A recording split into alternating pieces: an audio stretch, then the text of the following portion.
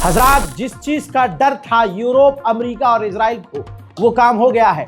International organisation ने बयान जारी कर दिया है, ऑफिशियल बयान जारी किया है और कहा है कि जब से डोनाल्ड ट्रंप राष्ट्रपति बने, ईरान ने यूरेनियम बनाना 50% ज्यादा कर दिया और फिलहाल इस वक्त ईरान के पास इतना यूरेनियम यानी इतनी ताकत है कि वो कुछ ही दिनों में 6 परमाणु वॉरहेड बनाकर तैयार कर सकता है।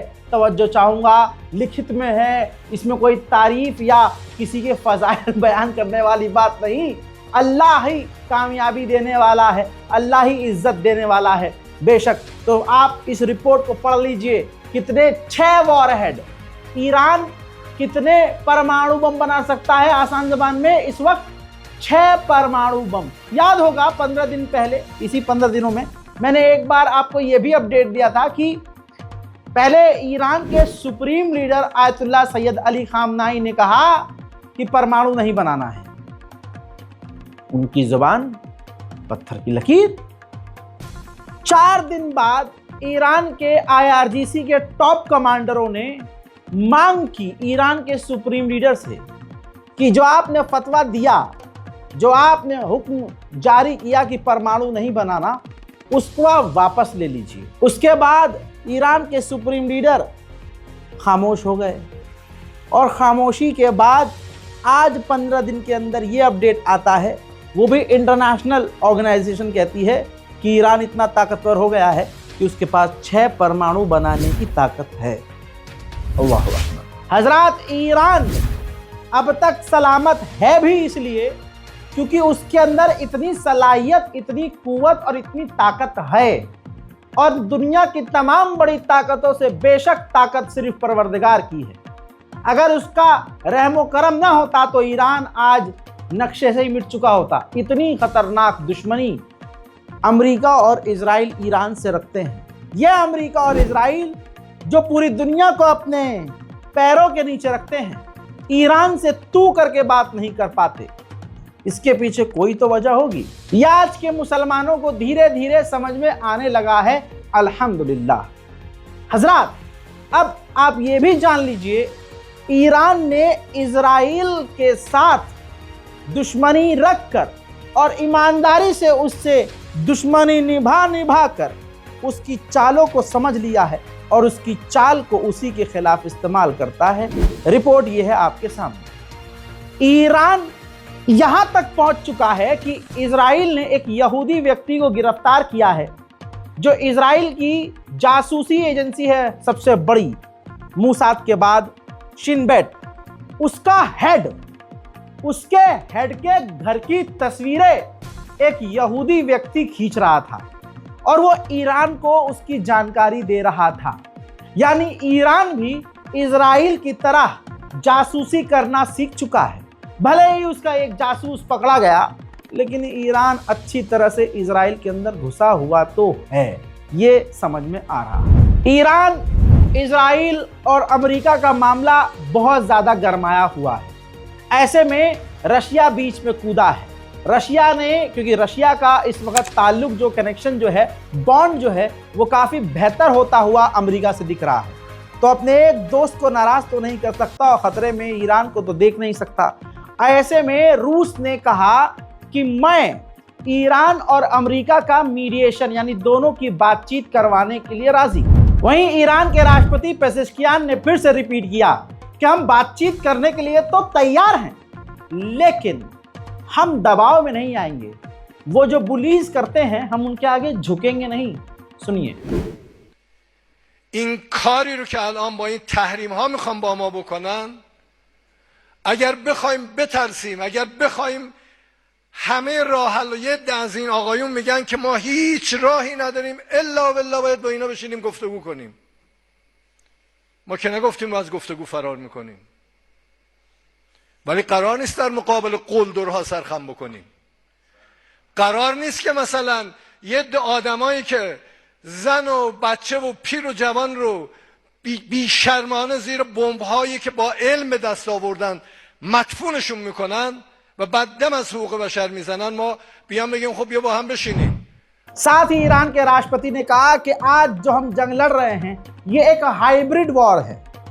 ये ईरान इराक की जो खतरनाक जंग हमने लड़ी थी ये उससे भी खतरनाक जंग है। ईरान इतना एडवांस हो गया है, मैं अगर प्रूफ के साथ ना बोलता तो बहुत लोग सोचते कि अरे रजा भाई लगता है ईरान में ही पैदा अल्लाह का शुक्र है प्रूफ है मेरे पास। जरा इस तस्वीर को देखिए, ईरान इतना एडवांस हो गया है, इतना एडवांस कि ईरान ने एक ऐसी नई बोट अब दिखाई है। जैसे ईरान ने कहा था कि हमारे पास इतने नए हथियार है कि अगर हम हर हफ्ते दिखाएं तो हमें 200-300 दिन लग जाएंगे। ये देख लीजिए, ईरान की बात सही साबित हो गई। ईरान ने एक ऐसी बोट दिखाई है, इस बोट के अंदर एडवांस हथियार तो लगे ही हुए हैं, लेकिन साथ ही ये बोट क्रूज मिसाइल फायर करके दुश्मन की बोट को तबाह करने की ताकत रखती है। हजरात मोहतरम, उधर ईरान 1 महीने से ज्यादा हो चुका है लगातार ड्रिल कर रहा है। मेरे करियर में जो मैंने अपना जब से होश संभाला है तब से अब तक ये पहली बार देख रहा हूं कि ईरान इतने लंबे समय तक लगातार वो ड्रिल कर रहा है। भाई 1.25 महीना होने वाला है, ईरान की ड्रिल्स खत्म नहीं हो रही है, युद्धाभ्यास खत्म नहीं हो रहा है, और इस युद्धाभ्यास के दौरान बीच बीच में वो नई मिसाइलें, नए हथियार, नए डिफेंस सिस्टम सब कुछ दिखा रहा है। अब ईरान की जो तैयारी है अभी भी कर रहा है ड्रिल, उसकी ताजा तरीन तस्वीर दिखाता हूं, उसके बाद एक बड़ी खबर।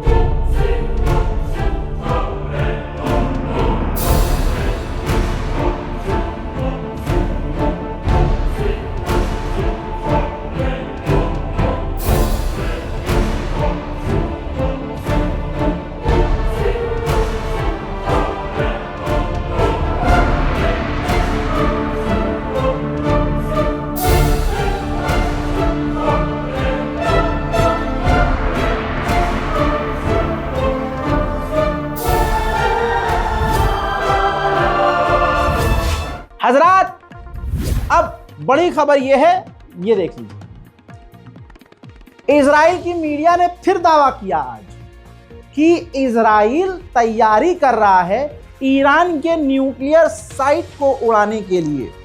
हाल फिलहाल में ईरान पर हमले की संभावना है। उधर इराक के विदेश मंत्री ने खुद अब ऑफिशियली कह दिया है कि अमेरिका हम पर प्रेशर बना रहा है कि ईरान से हम तेल लेना बंद कर दें और ईरान से दूर हो जाए, लेकिन हम दोनों के बीच बैलेंस बनाने की कोशिश कर रहे हैं। सुपर पावर अमेरिका अपने आप को मानता है, लेकिन ईरान के वैज्ञानिकों के डर से पैंट में मुंह देता है। सोचिए, ऐसे बयान जो एक गुंडा मवाली दे सकता है, ऐसी धमकी जैसे गली के चरसी और ब्लेड मार और पॉकेट मार देते हैं, ऐसी धमकी अगर देने पे कोई सुपर पावर मुल्क आए तो समझ जाओ कितना बौखलाया हुआ है। हजरात मोहतरम, यह है रिपोर्ट। अमेरिका के ऑफिशियल्स का कहना यह है कि ईरान की जो मिसाइल इंडस्ट्री है, जो मिसाइल प्रोग्राम है, उसको भी तबाह कर देना चाहिए, क्योंकि इनकी इतनी फटी पड़ी है अमेरिका वालों की। अमेरिका की इतनी क्यों लुप हो रही है? इसलिए क्योंकि ईरान की मिसाइलों ने बिना लॉन्च हुए इनके सीनों में आग लगा दी है। वीडियो को शेयर जरूर कीजिएगा। हजरात, इसके अलावा इसी रिपोर्ट में अधिकारियों ने कहा है कि ईरान के जो वैज्ञानिक हैं, जो परमाणु वैज्ञानिक हैं और जो मिसाइल वैज्ञानिक हैं, उनको भी मार देना चाहिए। ये जबान बता रही है, ये लैंग्वेज बता रही है, ये बौखलाहट बता रही है कि ईरान से फटी तो पड़ी है माजरत के साथ। याद रखना, कोई भी मुल्क अगर कमजोर होता है तो अपने ही गद्दारों की वजह से होता है। यह बात क्लियर है। आज ईरान इसलिए और सराहनीय है क्योंकि जितने ईरान के बाहर दुश्मन हैं उतने ईरान के अंदर दुश्मन हैं, और वो जो ईरान के अंदर दुश्मन है वो ज्यादा खतरनाक है क्योंकि अमेरिका उन्हें खुलकर फंडिंग करता है, खुलकर पैसा देता है। लीजिए सबूत आपकी स्क्रीन पर एक और। दोस्तों, 150 अमेरिकी लॉ मेकर्स ने ईरान के अंदर जो ईरान की सरकार के खिलाफ जो ग्रुप हैं और लड़ाके हैं उनको फुल सपोर्ट किया है, समर्थन दिया है। आप समझ रहे हैं? जैसे अरब देशों में सरकार गिरा गिरा कर, लाइव एग्जांपल आपके सामने सीरिया और लेबनान का, गिरा गिरा कर, जैसे अरब देशों में सरकारें गिरा गिरा कर अपने मतलब का बंदा राष्ट्रपति या प्रधानमंत्री बना दिया जाता है और फिर अमेरिका की वो गुलामी करते हैं। सऊदी अरब गुलामी करता है, यूएई गुलामी करता है। आज सऊदी अरब और ये तमाम अरब देश, बहरीन, कतर, ओमान, ये सब मिलकर अगर एक एक करके भी अमेरिका का विरोध करना शुरू कर दे तो उनके यहाँ क्या होगा?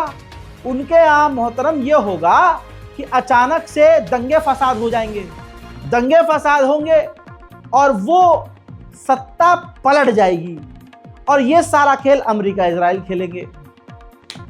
आपने लेबनान और सीरिया में देख लिया है, देखा ना। ईरान एक ऐसा मुल्क है जिसकी लगाम अमेरिका हासिल नहीं कर पा रहा है, तो अब वहां के जो उग्रवादी हैं, विरोधी हैं, उनको अमेरिका हमेशा से फंड करता है। माशा अमीनी, अमेरिका में हर साल कितने लोग मर जाते हैं, आतंकी हमला, अरे गोलीबारी में कितने लोग मर जाते हैं, इजराइल में भी हमले होते रहते हैं, सबके यहाँ हो रहा है, लेकिन प्रदर्शन कहीं नहीं होता है और हाईलाइट कुछ नहीं होता है। ईरान में एक माशा अमीनी मारी गई, हमें उसका अफसोस है, लेकिन उसके नाम पर पूरे ईरान को जलाया गया, सालों तक बवाल होता रहा। तो वह ईरान के लोग कर रहे थे क्या? वो ईरान के लोग तो थे, लेकिन उनके पीछे अमेरिका और इजराइल का पैसा था। ये बात कौन बताएगा? कोई यूट्यूबर नहीं बताएगा। उधर अमेरिका के लॉ मेकर्स यूरोपीय यूनियन पर दबाव बना रहे हैं कि ईरान की फोर्स IRGC को आप टेररिस्ट लिस्ट में डाल दो, और जिन्होंने इराक में नरसंहार किया, गाजा में नरसंहार किया, सीरिया में नरसंहार किया, अलग अलग देशों में जमीन हड़पने के लिए नरसंहार किया, उस अमेरिका और इजराइल की फौज को टेररिस्ट लिस्ट में मत डालो, ईरान की फौज को डाल दो। हजरात मोहतरम, अगर आप वीडियो पसंद कर रहे हैं और आपको मेरी एक बात भी अच्छी लगी तो मेहरबानी करके इस वीडियो को शेयर कीजिएगा। वीडियो को डाउनलोड कीजिए, व्हाट्सएप पर शेयर कीजिए, फेसबुक पर शेयर कीजिए, और हाँ, दुआओं में याद रखिए। जय हिंद।